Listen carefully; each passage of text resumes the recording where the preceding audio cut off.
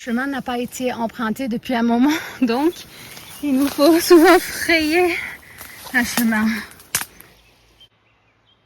En fait, on s'était trompé de chemin. Alors aujourd'hui, on va vous montrer qu'il n'est pas si difficile que ça de trouver la voie jusqu'à ce refuge discret posé dans l'écrin de la montagne. En fait, c'est une randonnée courte et avec du caractère qui mène à cette humble chapelle adossée à la falaise. Et en partie creusée dans le roc, comme si la pierre elle-même l'avait accueillie. Ce parcours a été d'autant plus agréable que nous sommes partis tôt le matin en raison de la chaleur de l'été. Depuis le centre-ville de Digne-les-Bains, nous avons pris la D20 en direction des Thermes. Nous nous sommes garés sur le parking gratuit du Vallon des Sources, qui est sur la rive gauche des Eaux Chaudes, à environ 3 km du centre-ville. Torrent qui descend. Donc ça fait un cône en fait. Au départ c'est étroit et puis petit à petit en fait il vient creuser un petit peu tout le terrain pour s'installer et venir se répandre le long des eaux chaudes après. Rejoindre la rivière des eaux chaudes qui est véritablement chaude à la source. On voit la fumée sortir quand on va à la source et c'est très beau. Qui après termine dans la Bléone. Nous avions choisi de prendre cette montée pour accéder au chemin, mais a posteriori, je crois que si nous avions suivi tout simplement les indications marquées, cela aurait été moins fastidieux. Oui, c'est vrai.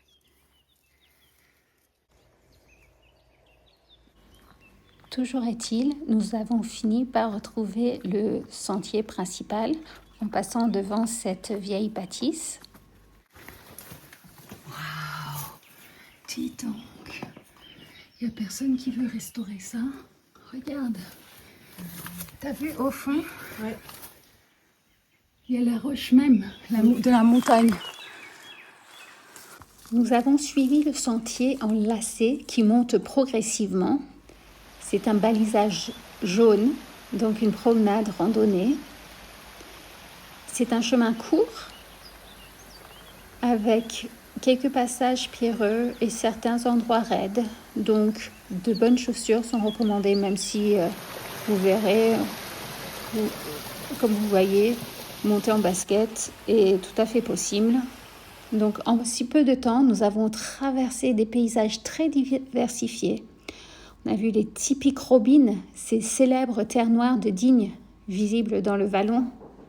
De nombreuses résurgences des sources, les montagnes du Géoparc de Haute-Provence et plusieurs points de vue sur la vallée des Eaux Chaudes. La partie la plus sportive était l'accès à la chapelle. La pente devenait effectivement nettement plus raide sur les derniers mètres, mais l'effort était récompensé par la belle vue sur la vallée de la Bléone et ses divers vallons et les reliefs environnants Digne-les-Bains. Notre objectif était uniquement la chapelle. Nous avons fait l'aller-retour en environ 1 heure. Si nous avions effectué la randonnée qui monte au-delà de la chapelle jusqu'au plateau et qui redescend au point de départ par une longue piste, la durée totale aurait été de 2h30 pour une distance d'environ 6 km, un peu plus, et un dénivelé positif de 380 à peu près. C'est au-delà de la chapelle qu'il y a un balisage non seulement jaune, mais aussi quelques portions communes au GR, donc blanc et rouge, avec un niveau un peu plus difficile. Et la chapelle est située à peu près 750 mètres d'altitude. Tout à fait facilement accessible avec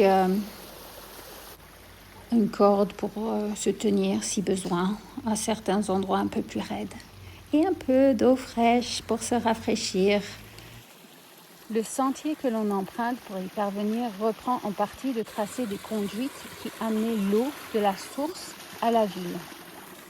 La chapelle, qui remonte au moins à 1772, a été restaurée en 1894 et 1989. Une belle pinède méditerranéenne précède la chapelle. Elle invite à vivre une expérience qui fait écho aux paroles du psaume 23. L'Éternel est mon berger, je ne manquerai de rien. Il me fait reposer dans de verts pâturages. Il me conduit près des eaux paisibles. Il restaure mon âme. Le chemin s'élève progressivement au-dessus du vallon des sources et domine le vallon des eaux chaudes.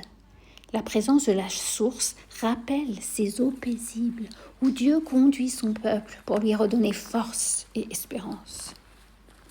Au terme de la montée, apparaît cette petite chapelle d'une grande simplicité. Elle est modeste, adossée à la falaise et en partie creusée dans le roc. Elle semble faire corps avec la montagne. Cette intégration dans la pierre évoque la stabilité que procure la confiance en Dieu. Au milieu des reliefs, le roc devient le symbole d'une foi solide, capable de traverser le temps, tout comme cette chapelle d'origine médiévale, qui a connu plusieurs transformations sans perdre sa vocation première, être un lieu de prière, de silence et de recueillement. La chapelle porte le nom de Saint Jean, très probablement Saint Jean Baptiste, le cousin de Jésus. En suivant ce sentier, je me dis que la foi est comme un chemin que l'on parcourt.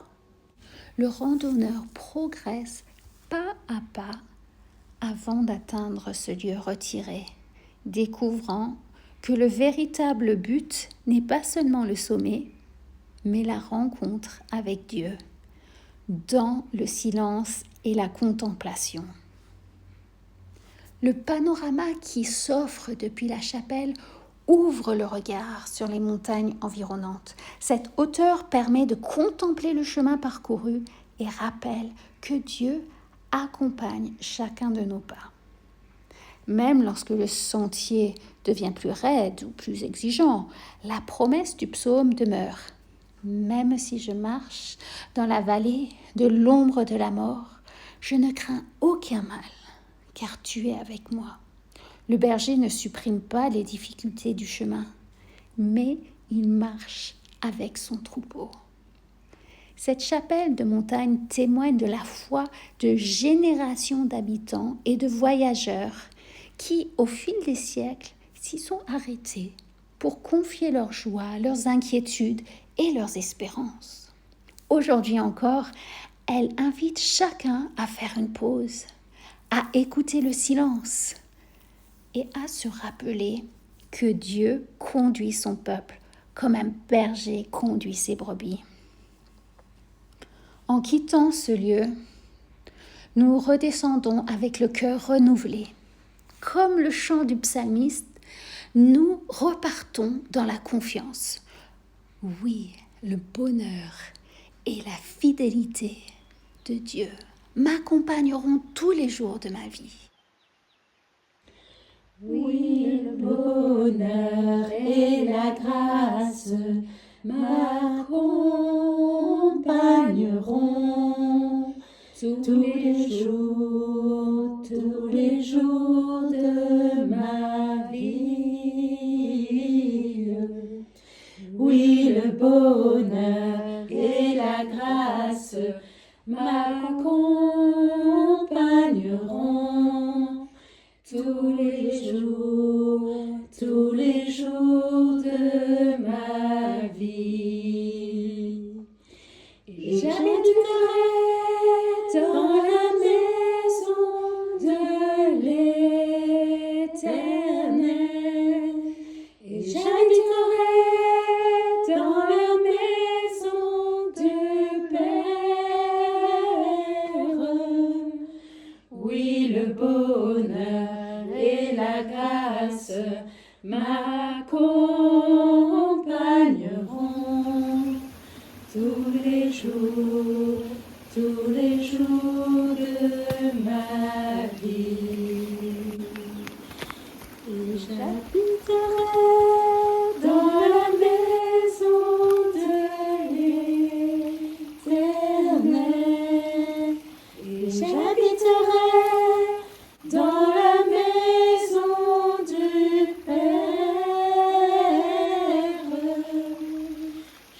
jusqu'à la fin de mes jours.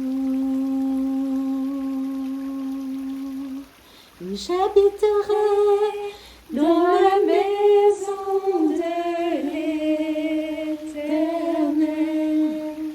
Où j'habiterai dans la maison du Père jusqu'à la fin de mes jours.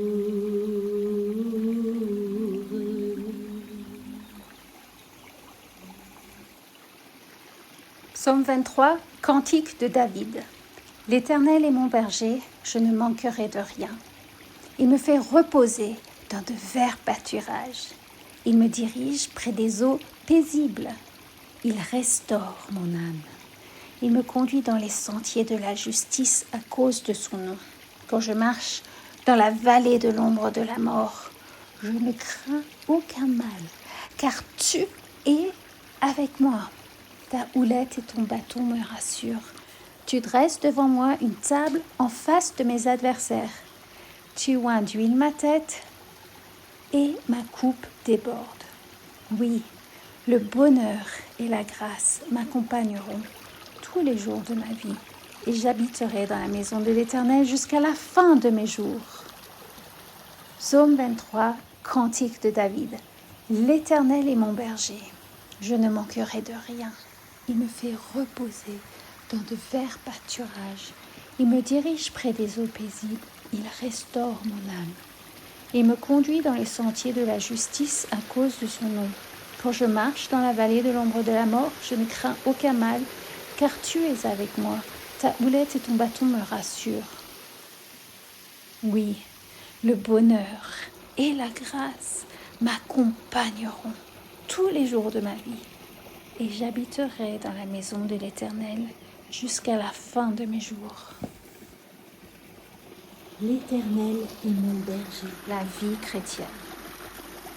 Avancer avec confiance, se laisser conduire par le bon berger, puiser à la source de sa grâce et trouver dans le Christ le roc solide sur lequel bâtir sa vie. Mes bien-aimés, marchez avec nous. Si cette vidéo vous a plu, merci de vous abonner. Si vous pensez qu'elle peut encourager quelqu'un d'autre dans sa marche avec Christ, pensez à la lui transférer. Je vous souhaite une bonne journée. Je vous aime et je vous dis see you soon.